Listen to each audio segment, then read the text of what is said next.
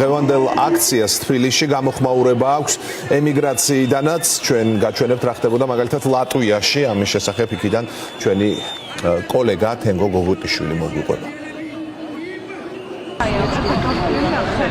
მეგობრებო, თენგოს ველოდებით და მადლობა. ხო, გამარჯობა. გამარჯობა.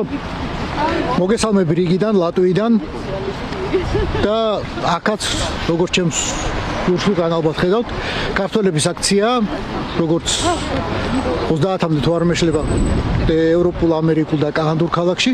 ქართველები შეიკრიბნენ აქ რიგაში, მართალია თოვლია ცოტა ცივა, მაგრამ ამის მიუხედავად შეიკრიბნენ და სამუშაო დღე არის, რაც ყველაზე რთულია, მაგრამ მაინც შეიკრიბნენ იმისთვის, რომ გააპროტესტონ ქართული ოცნების პოლიტიკა.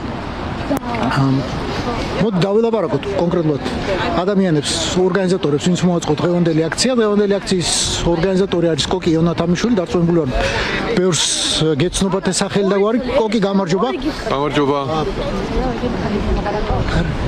რა განსაკუთრებული დღე არის დღეს ლატვიელი ქართველებისთვის?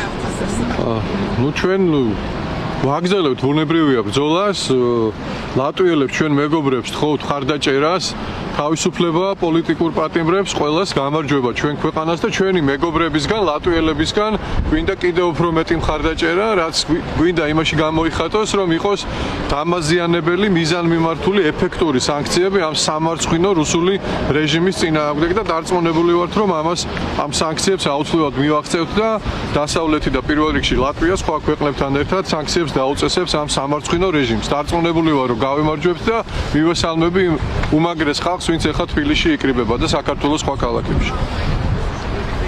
რას ეთქვით ადამიანებს დღეს თბილისში, ან ზუგდიდში, ან ბერლინში, რომლებიც ასევე დგანან დღეს ქუჩაში?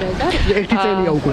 ჩვენ ძალიან კარგად ხედავთ აქედან რა ხდება საქართველოში, თვალნათლივ ხედავთ რა დიქტატურა არის ახლა საქართველოში და ჩვენ მოვითხოვთ დასანქცირებას ამ რეჟიმის და თავისუფლება ტყვეებს, თავისუფლება მძიას. გარდა სანქციებისა, რამ შეიძლება უკან დაახევინოს ქართულ ოცნებას, როგორ გონიათ? ალბათ უპირველეს ყოვლისა ერთობა, ადამიანების მაქსიმალური პროტესტი, უწყვეტი პროტესტის გაგრძელება და ნებისმიერი ადამიანის ჩართულობა. მასშტაბის და რაოდენობის ყოველთვის ეშინია დიქტატურას და ამიტომ მნიშვნელოვანია ყველა ადამიანი. მნიშვნელობა არ აქვს ეს იქნება საქართველოში თუ საქართველოს გარეთ, ნებისმიერი ემიგრანტი თუ არა ემიგრანტი გაერთიანდეს და ბრძოლა გაგრძელდეს ბოლომდე. აი მე მინდა ვთქვა, რომ რამოდენიმე ასეული კილომეტრი გამოიარა, რომ შემოგვერთებოდა ამ მიტინგზე და ეს იმ ადამიანების გასაგონად ვამბობ, ვინც ბუნებრივია საქართველოსკენ არის, მაგრამ ხანდახან პასიურობს. დიდი მადლობა, რომ ერთად ვართ. მადლობა თქვენ. მადლობა ყველა იმ ადამიანს, ვინც იბრძვის უკვე თითქმის 1 წელია ყოველდღე რუსთაველზე და ჩვენ სოლიდარობას უცხადებთ სინდისის პატიმრებს, აუცილებლად თავისუფლებას სინდისის პატიმრებს.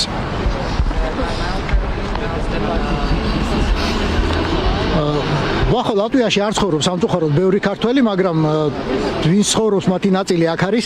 მართლა გითხრათ, სოციალური ქსელებით ქონდა კომუნიკაცია რამდენიმე დღით ადრე და ხვალ რომ გაგვემართა აქცია, ხვალ რომ გამართულიყო ეს აქცია, გაცილებით მეტი ადამიანი მოვიდოდა, მაგრამ ასე გამოვიდა, რომ ასე გადაწყდა საბოლოო ჯამში, რომ ისევ პარასკევს, ისევ ზუსტად 1 წლის თავზე გადაწყდა აქციის გამართვა, ამიტომ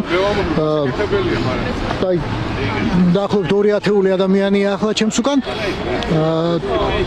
მე უნდა გითხრათ, რომ საქართველოს საელჩო მოციცოდა დღევანდელი აქციის შესახებ.